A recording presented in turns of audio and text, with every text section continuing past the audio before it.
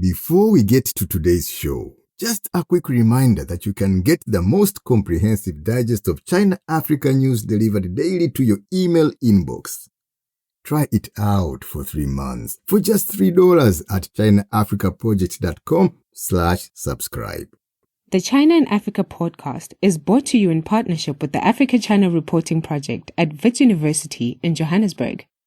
The ACRP promotes balanced, considered reporting on Africa-China relations through innovative training programs held throughout the year. More information at africachinareporting.co.za. Hello and welcome to another edition of the China in Africa podcast, a proud member of the Sinica Network from SupChina. I'm Eric Olander, and as always, I'm joined by Cobus van Staden, the senior China-Africa researcher at the South African Institute of International Affairs in Johannesburg, South Africa. A very good afternoon to you, Cobus. Good afternoon. Cobus, a couple of weeks ago, we had a fascinating discussion with Jonathan Hillman from CSIS about his new book about the Belt and Road. And he said something very interesting in the book that we unfortunately didn't have time to get to in our discussion. And he said the flag follows trade. And that was a reference to the idea that as China becomes the preeminent global trading power around the world, that military power will follow. And that has been a pattern in human history and great power history for centuries. And so today we're going to be talking about the militarization or the weaponization of the Belt and Road Initiative. Now, this is a very sensitive topic because the Chinese government has gone to great lengths avoid any connection between the BRI and its security objectives. It really is very sensitive about this. President Xi Jinping has repeatedly said that the BRI is solely about economic cooperation and development and, in his words, untainted by military objectives. But not everybody is persuaded by that, and in part because you just have to look at the Chinese military budget and the expansion of the PLA over, say, the past 15, 20 years. Let's take a look at some numbers here. China's actual defense spending has grown from about $37 billion in 1999 to an estimated $266 billion last year. Now, that is second only to the United States and really 3 times as much as Japan and South Korea combined. So think about this as well, that by next year, China will have roughly 124 warships and submarines, which would be suitable for conducting blue water overseas missions. That would make China now one of the largest navies in the world. And it's about, and we'll confirm this with our guest today, I think the largest navy power in the world today in terms of numbers of ships. So it's very, very big and very powerful now. So the question now is, how is it going to use all that military and naval power? Now, in an address to the Central Party School, President Xi, he explicitly called for a stronger Belt and Road Initiative security system to protect China's overseas interests, personnel, and projects. And boy, do the Chinese have interests around the world. Before the COVID-19 outbreak, and it's very important to mention that only because travel obviously has just fallen off a lot, but there were about 140 million Chinese citizens who traveled abroad every year. Now, that is a spectacular growth over, say, the past 10 years, up from a few million now up to over 100 million. And there are an estimated 40,000 Chinese businesses that have offices around the world. The Chinese overseas property and investments now total somewhere around $7 trillion.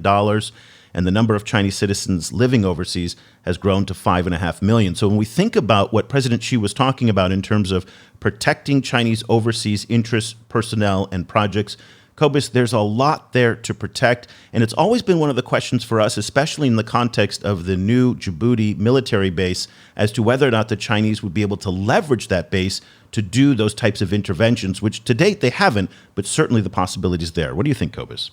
Yeah, definitely the possibility is there. It's, what one can be happy about the BRI or unhappy about it, but one has to acknowledge that that it certainly is planning big for the future. So the fact that there's not only a digital Silk Road, but also a BRI space information corridor and a health Silk Road, all involved, kind of packaged into the basic BRI concept, clearly seems to indicate that China is planning big, kind of for the future. They're keeping everything in mind. And so, kind of reading more about, kind of, for example, the interoperability of civilian infrastructure with possible military uses, that kind of, it makes pieces fall into place where you're like, oh, okay, this is the kind of breadth of the planning that's involved. So that idea of the civil-military fusion is going to be the focus of our discussion today, and it was the basis of a new paper that came out from the Asia Society Policy Institute, written by Danny Russel, who's the Vice President for International Security and Diplomacy.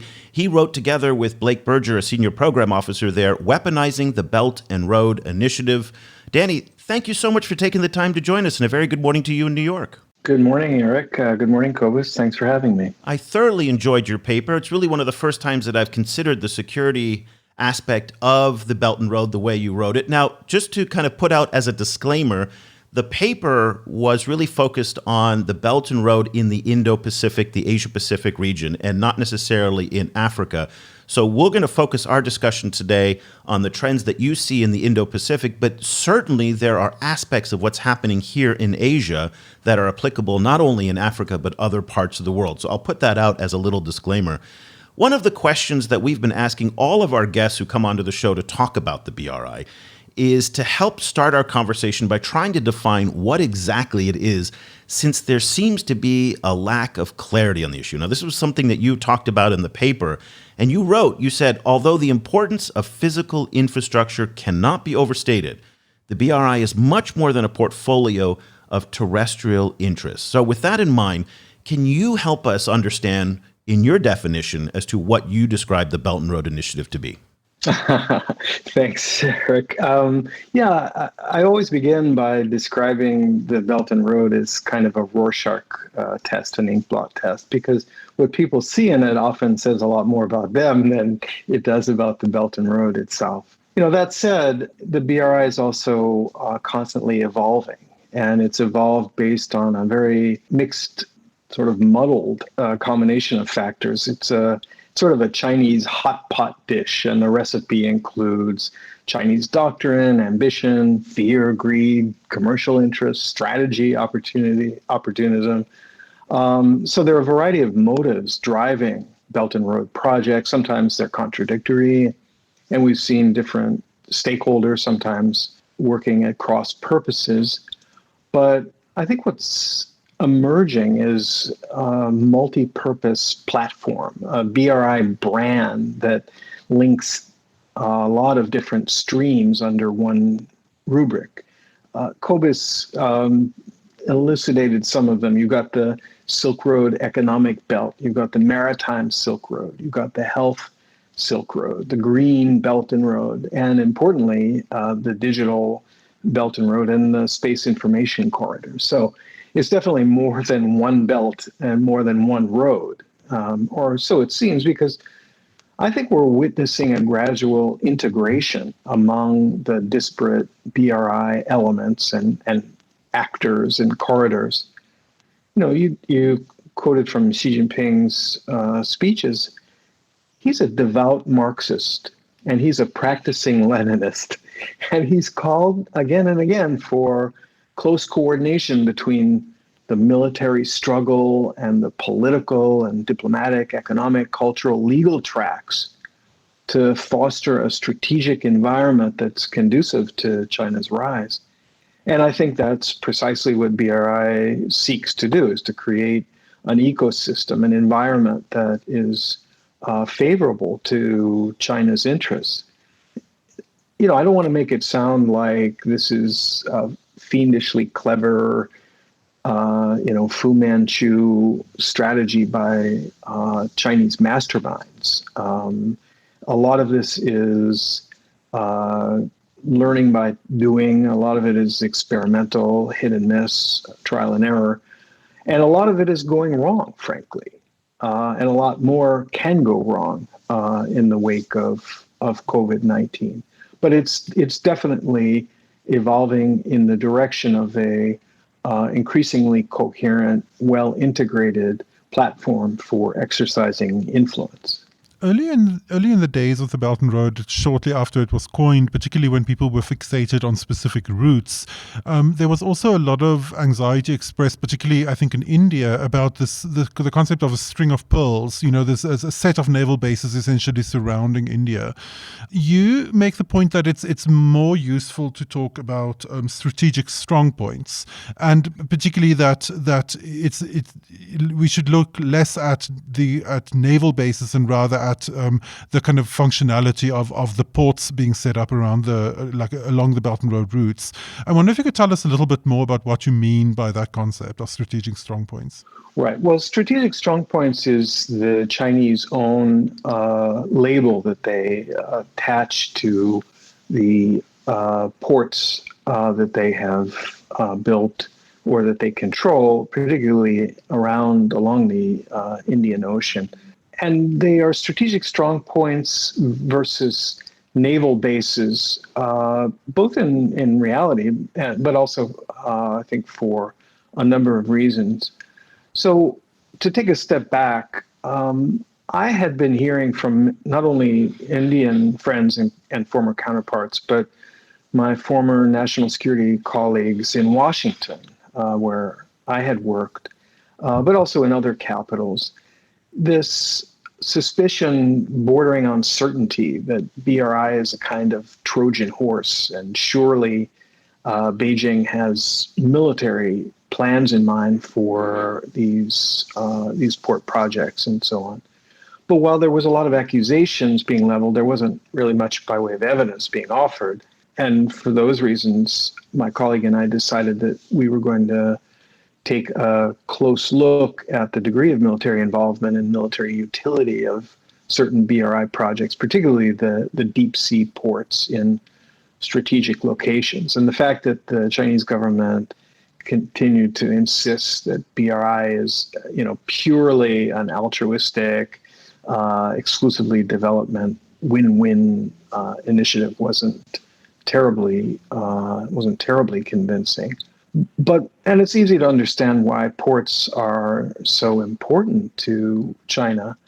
But what we found was really that the answer lies not in the search for evidence that China's building another Yokosuka or Subic Bay or Cam Bay style large-scale naval base, but instead in this concept of military-civilian fusion.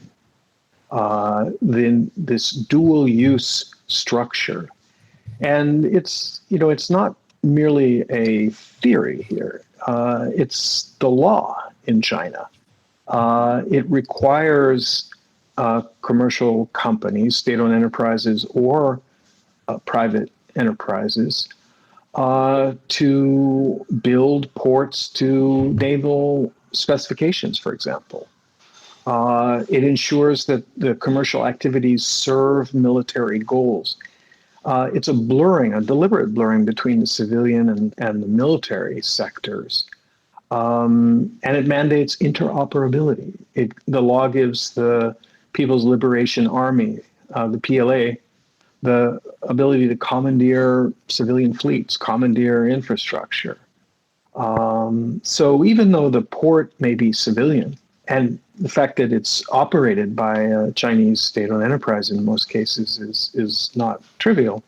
But even though it's a civilian port, the docks are built to accommodate PLA naval vessels. And there are a lot of advantages that the PLA can derive from a strategic strong point, even if it is not a defensible naval base, even if it wouldn't survive in the event of full-on armed conflict. So let me see if I understand the point that you're trying to make here. So the idea is that the Chinese will build ports around the world and infrastructure. And by the way, this also sounds a lot like the concerns that the United States government has about Huawei, where it has these dual uses or potentially these dual uses that it can be leveraged for security purposes, even though it's a civilian infrastructure project. If maybe I'm going too far on that, but it does sound very similar in that.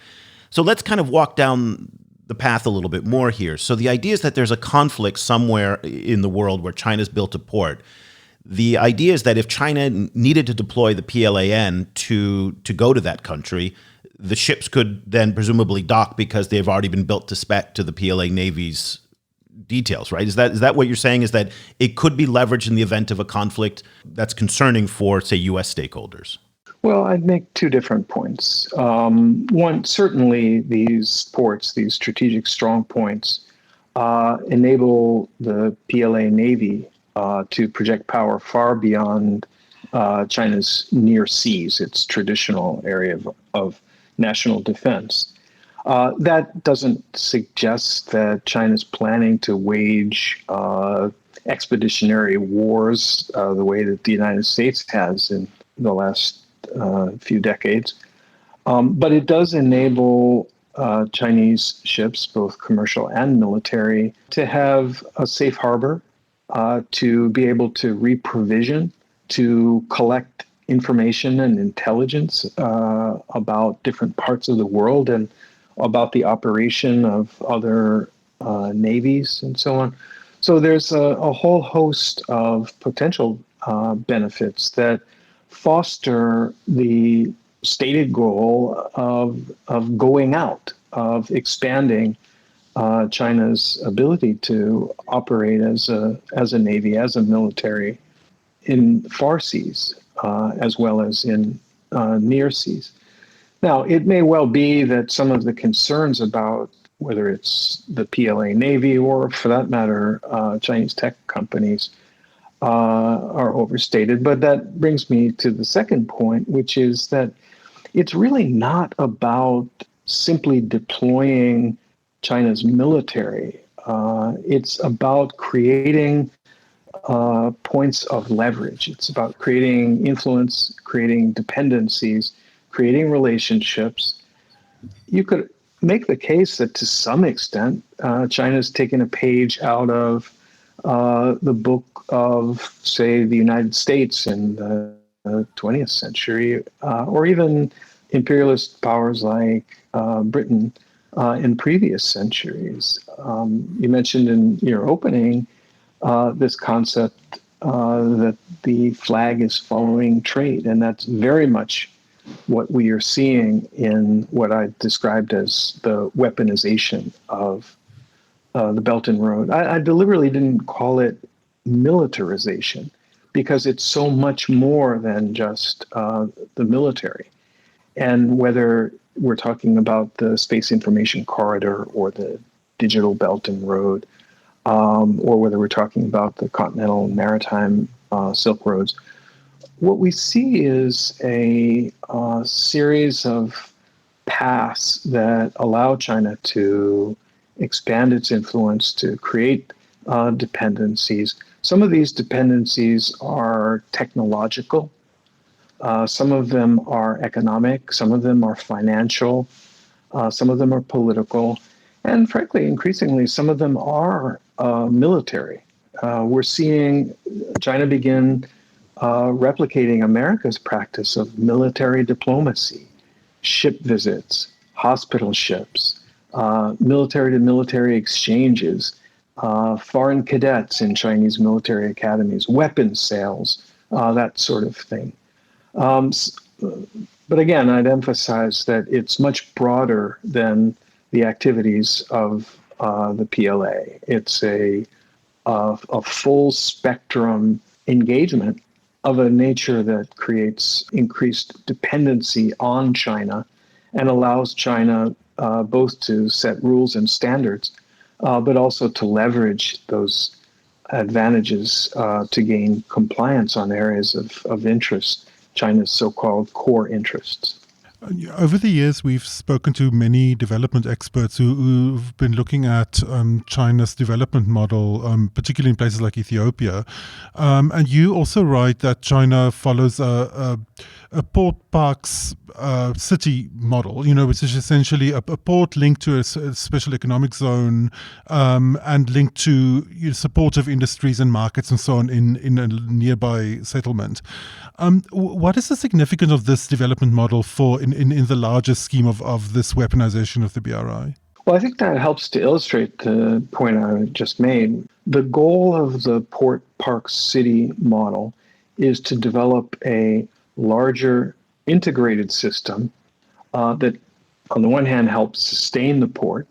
On the other hand, is sustained by the port in turn, and that integrates the commercial, the political, the financial factors, and frankly bolsters the military utility of the port by co-locating support industries like shipbuilding, like bunkering, like communications, like transport logistics, and so on. I think it goes well beyond port-specific industries. So as you pointed out, it's a developmental model that we've seen used in China again and again, where the port is embedded in an industrial park or a special economic zone with a cluster of industries. That industrial park is further embedded in or is linked to a city with a larger population of workers, with facilities, with land transportation routes. And so this is an example of the deliberate use of synergies, of the interconnectivity among the many different components of the Belt and Road. Moreover, when you combine a port park city with other Chinese initiatives like safe cities, where the Chinese are marketing a whole suite of surveillance technologies, or smart cities, where they're marketing digital communication network and sensor technology and so on. I mean, it's clear that these projects are creating multiple points of leverage, multiple opportunities for China. And it reflects not only the civil-military fusion that I described, but it also reflects another slogan, another point of doctrine on the Chinese part, which is civilian first, military later. So this is a phrase, this is a concept that the Chinese use in their writings that is pretty straightforward. Lay the groundwork for future military utilization of facilities, but do it without raising red flags. So this is what I certainly mean by saying that commerce is leading the way, and the flag is following it. China reversed, the old 19th and 20th century sequence. Its businesses are blazing a trail, and the Port Park City development model is fostering this and leaving open the possibility that the PLA can follow. I imagine that your report was consumed in Washington with a lot of enthusiasm, in part because it validates a lot of the concerns that many American stakeholders, and not just Americans, but also out here in Asia, have about China's motivations. You used the word Beijing's ulterior motives, is what you framed it as.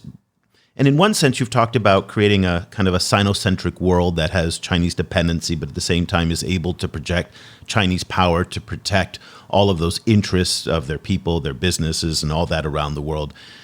But I guess let me just play devil's advocate here.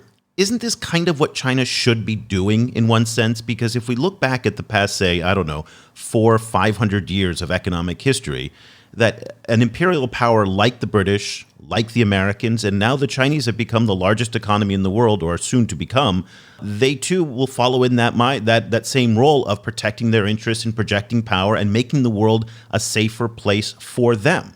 So in some ways, if you're Chinese, this is what you would expect your government to be doing. So in that sense, I'd be interested to get your take on that, in the sense that what they're doing is really just a natural continuation of great power behavior. Well, that's a great question, and it's a great point. And I think there's a lot of justice to the claim that China has very substantial, rapidly growing, and far-flung equities that it needs to protect, that its population expects it to be able to protect. And we should take as our starting point that China has certainly the same right as the United States or any other country to build and deploy a global capable blue water navy. I think that is a critically important starting point. It shouldn't, though, as sometimes happens with Chinese interlocutors, extend to provide cover to the claim that China has the right to make the same mistakes and commit the same offenses that past imperialist nations have made. We're not in the 19th century. We're not even in the 20th century. And there's every reason to advocate and to push for China to exercise its global prerogatives in a responsible way and in a way that benefits the world, not exclusively China. So again, one of the conclusions that I reached are that the China hawks in Washington and other capitals have done themselves and the world a disservice by focusing excessively on the question of pure Chinese military power.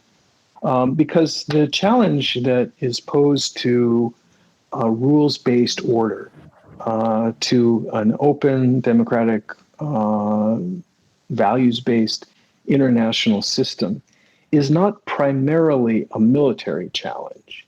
So the solution can't be primarily a military solution either. I think democratic states and partners need to work hard, not just on a blocking strategy, but to compete. There's a very basic principle at work here, which is you can't beat something with nothing. And the something that the West is going to need to beat is not, an exchange of naval artillery fire, not beating the PLA Navy per se. It's creating viable alternatives to what China is offering, both in terms of infrastructure, in terms of digital technology, in terms of institutional collaboration. And the absence of the United States, by and large, from the multilateral international platforms, and in the region that I watch closely, the Indo-Pacific, withdrawal in diplomatic terms has given the Chinese a wide open field to gain further advantage. So the question ultimately, Eric, I think is going to be twofold. Number one, not what capabilities does China have, but what is it actually doing with them, and what are the mechanisms that we might have to shape or limit or more positively influence that behavior? And secondly, what sort of choices are we offering to developing countries, to countries that don't want to simply say no to the opportunity to finance needed infrastructure projects, that don't simply want to say no to various things that China may be offering, whether it's in terms of technology or in terms of developmental assistance, but would much prefer to have more trusted partners and safer options available. Support for this podcast comes from the Africa-China Reporting Project at Wits University School of Journalism in Johannesburg. The ACRP provides reporting grants, workshops, and other professional development opportunities for both African and Chinese journalists. Follow the ACRP on Twitter at Wits China Africa or visit africachinareporting.co.za for information about grants and upcoming seminars. How are some of the other powers in the Indo-Pacific region, looking at this? Obviously we know that India and Japan are generally, quite negative. Are there kind of actors in that community that's kind of warmer towards the BRI, or then how do the other kind of member countries in the community balance the power of China with some of these other concerns? Well, when it comes to the national security concerns, I think clearly India, Japan, the United States, Australia, the so-called Quad countries, are clearly the most focused and the most overtly concerned, at least on the security front. There are definitely security concerns about China in Southeast Asia, in South Asia, and elsewhere beyond the Quad countries. And there are very specific concerns in East Asia over things like the South China Sea or water access along the Mekong, for example. And more broadly, concerns about China's growing influence and assertiveness, particularly against the backdrop of an atrophying of America's traditional presence and engagement in the region. But beyond the four so-called Quad countries and perhaps some in Europe, I don't really see much open discussion of the adverse national security implications of BRI itself. Now, there are many specific concerns about BRI projects in individual countries. And there are concerns at the governmental level, the national level, the provincial level, and also particularly within civil society in these countries. On the security front, it's telling, I think, that governments like, say, Cambodia or Thailand, even Pakistan, are very quick to deny rumors in the press about possible plans for Chinese military basing or those sorts of activities. I think clearly there's some sensitivity there, but that's largely for domestic political reasons. You see, even in countries like the Philippines, where the current national leadership is very accommodating towards Beijing, local politicians and much of civil society is quite vocal in their concerns about Chinese investment or majority ownership in critical infrastructure in the country and the security risk that also poses. I'm wondering if you've received any reaction from Chinese stakeholders for your report. What did they have to say about it? Did you hear any feedback? So the Chinese language version of our report hasn't been released yet, so I don't really have yet a full scope, full spectrum response. I've gotten some individual and preliminary acknowledgments and early reactions, but we did a report last year more broadly called Navigating the Belt and Road, where we analyzed the environmental and financial, labor, a whole host of problems with BRI projects. And for that, I got extensive and very high-level responses. And what I heard again and again from senior and official Chinese sources was that they considered the report objective and constructive, even though it was quite critical in places. Now, as you mentioned at the top of the podcast, security and military issues are very, very sensitive in China, and this sort of goes to the tightrope that Xi Jinping is trying to walk about the connection between development and security. But I was favorably impressed by the willingness of Chinese policymakers to accept what they considered to be constructive criticism. And look, I hope that they're going to find this report to be, as objective and constructive as the previous one. Again, I think it's important that we ensure that the Chinese language translation is faithful to the original, which is why we're doing the translation ourselves, and we'll be working with Chinese think tanks on a dissemination plan. But if nothing else, I think that we debunked the claim coming from a lot of China hawks in Washington and elsewhere that the BRI ports on the Indian Ocean are really, secret naval bases, that these are Trojan horses. So at least on that score, I think the Chinese will find something they like in the report. But this report, though, this year comes at a time when relations between the United States and China are significantly worse than they were even last year. And they're at the lowest point that they've been, say, since Nixon in 1972. So do you think that the current moment that we're in right now and the tensions that exist between the U.S. and China will affect the interpretation of your report and how it's perceived, given that so much is now misperceived between these two powers? Yeah, what I've found is that can cut two ways.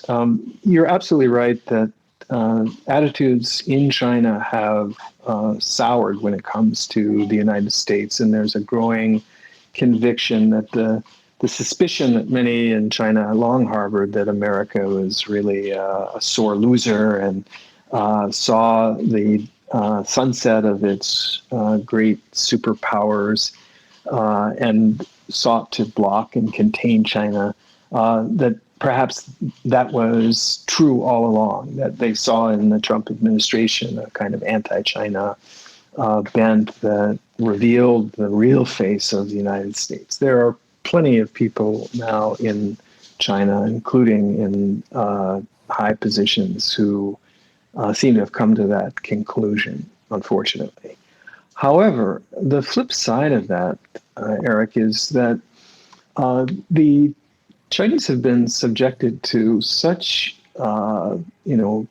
pulpit pounding denunciation, such hostile rhetoric and abuse by senior U.S. officials that it's almost pathetic when somebody like me, a former official, comes up with criticism that's actually fact-based, and moreover adds to that some practical suggestions about how China could make an adjustment to improve the operation of the Belt and Road, both to its benefit and to the benefit of the recipient countries and the global good, that they are pretty enthusiastic in welcoming that. So it's hard to say whether this negative atmosphere will either prevent our message from getting through or, as a highlight against the backdrop of pretty toxic rhetoric, appeal to the Chinese as credible, well-intended, and objective. You suggest that that the response to this kind of weaponization of the BRI can't be wholly military, and that the US has to work with a wide variety of partners to present a kind of a credible alternative to the BRI, particularly to developing countries. What do you think that alternative might look like? Like, what would a kind of a credible, workable US version of this kind of rollout look like? Well, I wrote an afterword to the paper specifically to explore this question set a bit. I don't think that it's practical or feasible, particularly given my own experience in the U.S. government, for the United States to try to compete head-to-head, point-to-point, project-to-project with China's Belt and Road Initiative. China has resources, it has some geographic advantages, it has a system that allows it to direct not only state-owned enterprises but also private companies in support of policy objectives in ways that the United States simply doesn't have. So I think that the answer, certainly the answer that I came up with, is maybe the geopolitical equivalent of the doctor telling you to get plenty of rest, get exercise, drink a lot of water, and eat your vegetables. It's really a lot of common sense that the more the U.S. engages economically with developing countries, the more that the United States returns to the kind of traditional funding of international development, the more that the United States is seen as an active and constructive participant in regional and global multilateral enterprises, the credibility of America's commitment to a rules-based order, to values, to a consistent set of standards that it applies to itself as well as to others. And the more that the United States engages diplomatically, just think about how many vacant ambassadorships there are in U.S. embassies around the world. For the United States to get the balance right between the different elements of national power, so not just deploy the Seventh Fleet in the Indo-Pacific to deal with a problem set, but also to use economic, commercial, technological, people-to-people, educational exchange, soft power culture, and good old diplomacy.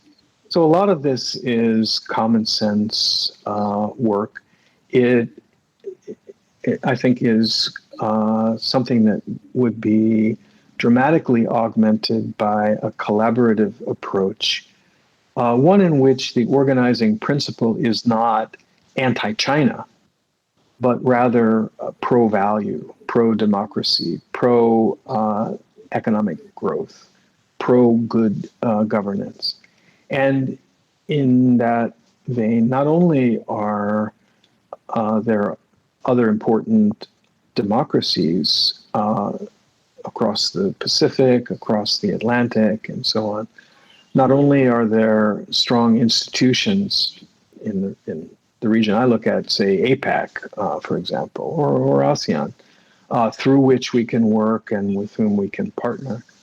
But there are many countries that may not be pristine democracies, but that are deeply concerned about some of the practices and the advantages that China gains over them, who want to collaborate in building a region and building a global system that protects the rights of the small countries, the rights of the weaker countries. And in the aftermath of World War II, that was a high priority for the United States.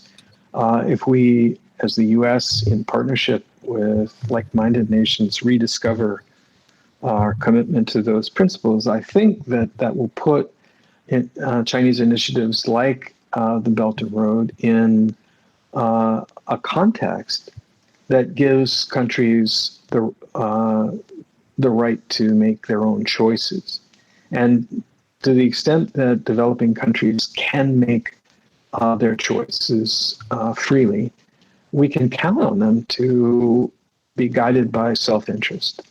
And self-interest will, in most cases, take them in the direction of a kind of clean, healthful, environmentally aware, and sustainable approach to infrastructure.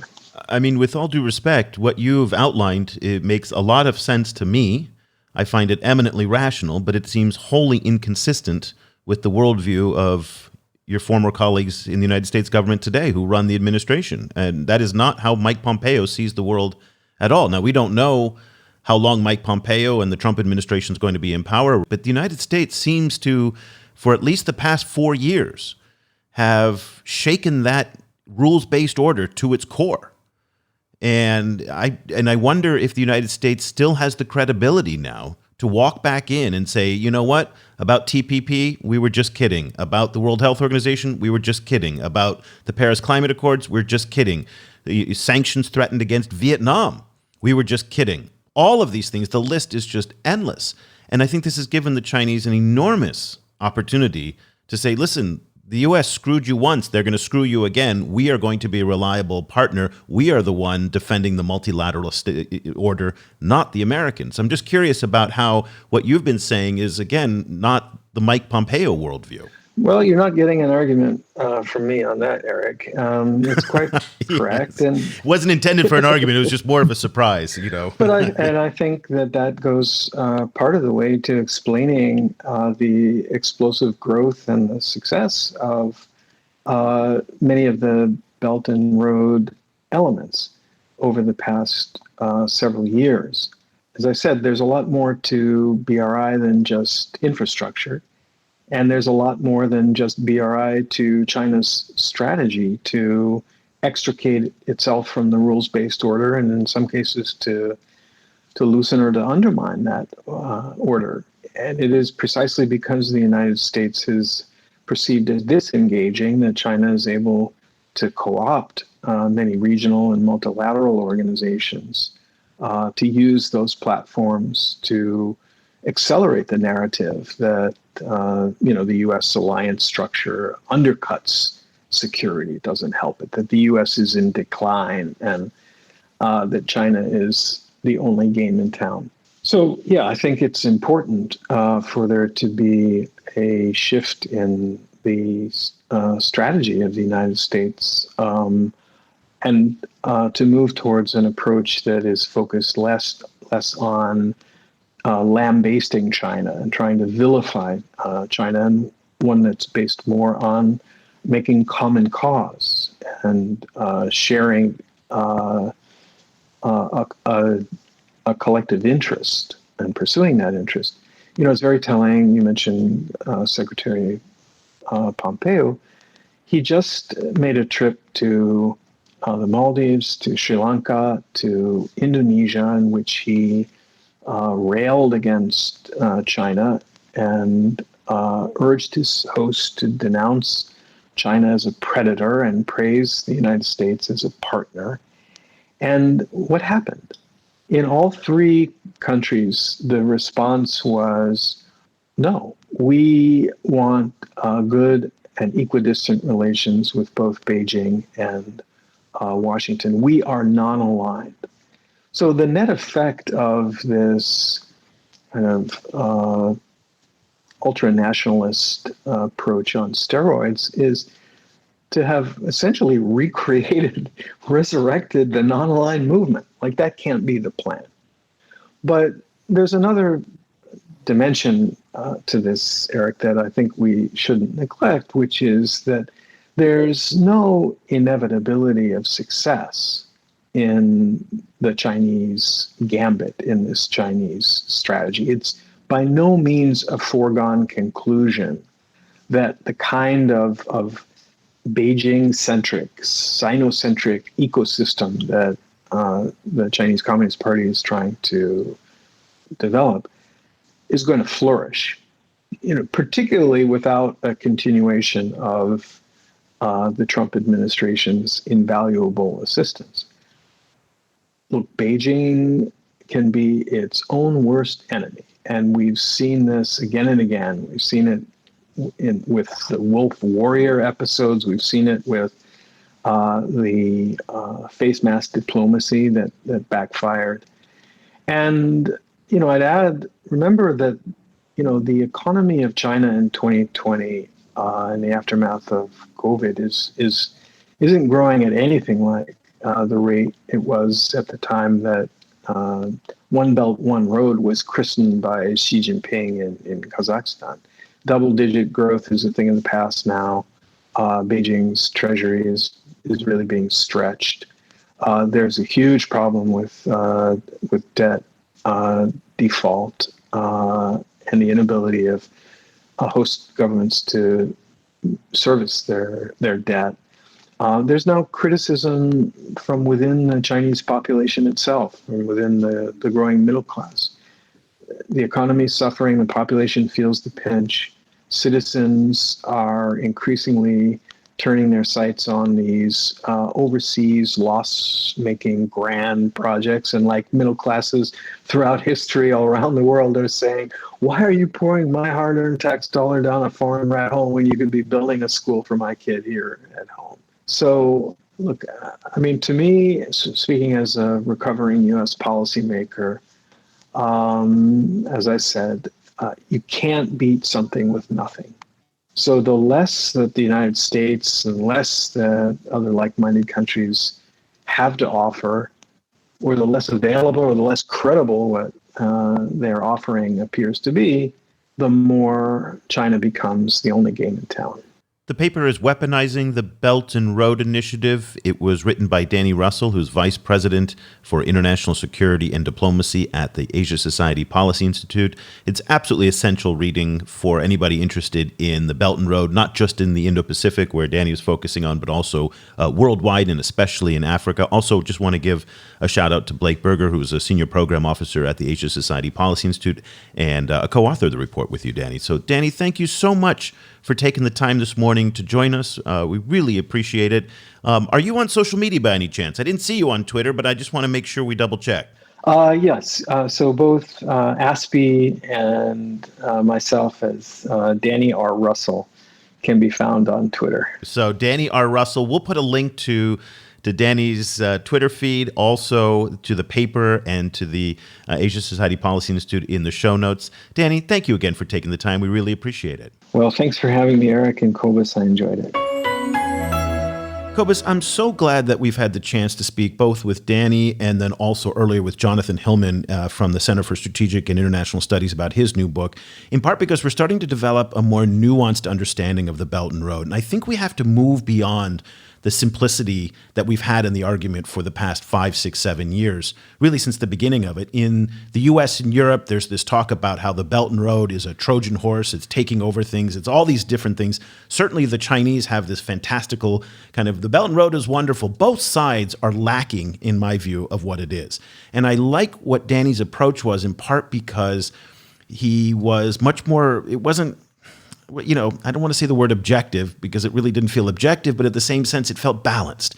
It felt neutral in the sense. And it was really interesting how he brought a level of nuance to the discussion that we haven't really talked about that much in terms of the security angle. Yeah, I think so much of this has to do with the fact that we still don't know what China is going to be like as a kind of a big world actor.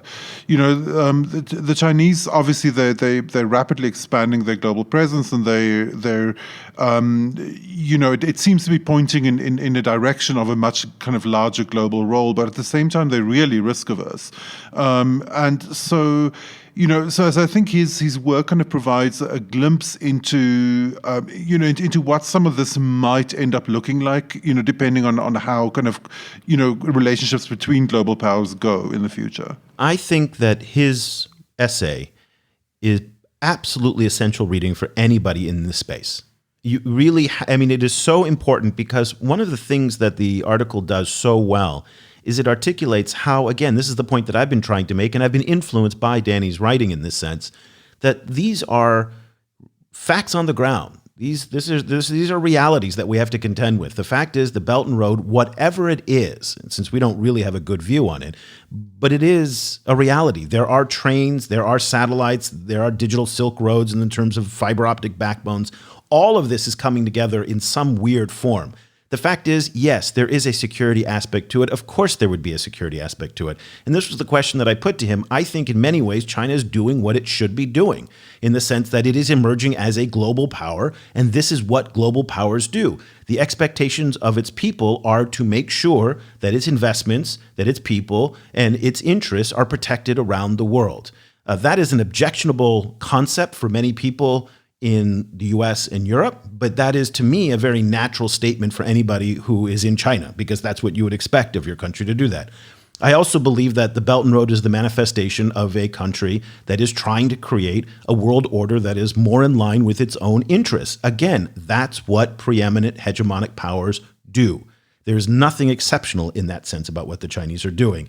The way that they are going about it is in fact distinct. And that's where I think, again, the book by Jonathan and this article by Danny is, to me, essential reading. Yeah, I agree. I think it also gives a glimpse into some of the African decision making, or it makes it easier to infer what some of the African decision making is around these issues. Because if one isn't Vietnam, for example, if you're not on the border with China, but you're a global South country quite far away from China, I can see how a lot of African leaders would be willing to take the kind of interoperability and the potential for future Chinese military use of what are now civilian infrastructure. I can see them kind of taking that in stride and being like, you know what, if in like 2035, the People's Liberation Army Navy wants to dock at that port, that's okay. Because in the meanwhile we have a port. So I can really see how that actually wouldn't be such a big concern for them, or not nearly as big a concern as it would seem from Washington, D.C. And remember that quote that you mentioned in a previous show and that I featured in the newsletter, that I forget who said it, but it was a great quote from an African finance stakeholder who said, broadband are the new roads. And so while we may actually see a pullback in terms of Chinese spending on road infrastructure and rails and the traditional infrastructure that they've been spending for the past 15 years in Africa, their digital infrastructure spending may actually go up quite a bit. It's lower cost, it's bigger impact, it helps Chinese interests, and it's something that Africa desperately needs. I saw a statistic today that really highlights the need, and this is something missing in the debate, that 58% of Nigerians lack internet access on a regular basis. 58%. Now, again, I don't know if that's an accurate number, but I think in one way it really grounds you as to the need for connectivity that still remains in many parts of the continent. And China coming in with vast amounts of connectivity is something that I think will be well appreciated and maybe one of the trends that we see going forward. Very quickly, just to end our show, we are, still in the midway process of this American presidential election in terms of where the votes are. We still don't have a defined president selected. The votes are still being counted. So we didn't want to address any of that in the show with Danny. We've got a couple guests coming up in the next week or two to talk about whether it's a Biden presidency or a Trump presidency, what will be going forward for U.S. policy in Africa, and of course, how it fits the Chinese. I'm already starting to write about this in our daily newsletter. So if you want to start thinking about what American policy should be and how to guide the State Department, the Commerce Department, the DFC, all the different American agencies to evolve their policies towards Africa vis-a-vis the Chinese, then we hope that you will take some time and subscribe to our daily email newsletter. It's only $3 for 3 months to try it out. Get it for 90 days. If you're not happy, you can walk away. No problem, no hard feelings, but we just really want you to try it out. Go to ChinaAfricaProject.com/subscribe. And again, that's $3 for 3 months. So that'll do it for this edition of the China in Africa podcast. Cobus and I will be back again next week with another show. Until then, for Cobus Van Staden, I'm Eric Olander. Thank you so much for listening. The discussion continues online. Head over to facebook.com/ChinaAfricaProject to share your thoughts on today's show. The guys are also on Twitter, where you can find Cobus at Stadinsky or Eric at E. Olander. And be sure to sign up for the weekly China in Africa email newsletter by going to www.ChinaAfricaProject.com.